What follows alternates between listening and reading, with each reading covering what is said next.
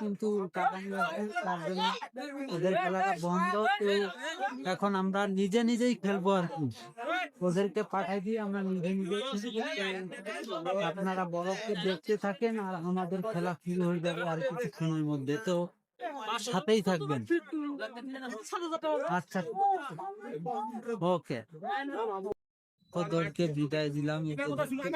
তাদের গাড়ি বহর তারা এখন চলে যাবে তাদের জায়গায়, তো আমরা এখন নিজেই খেলবো। আরেক দল এসেছে, তাদের সাথে খেলাটা হবে, সেটা হচ্ছে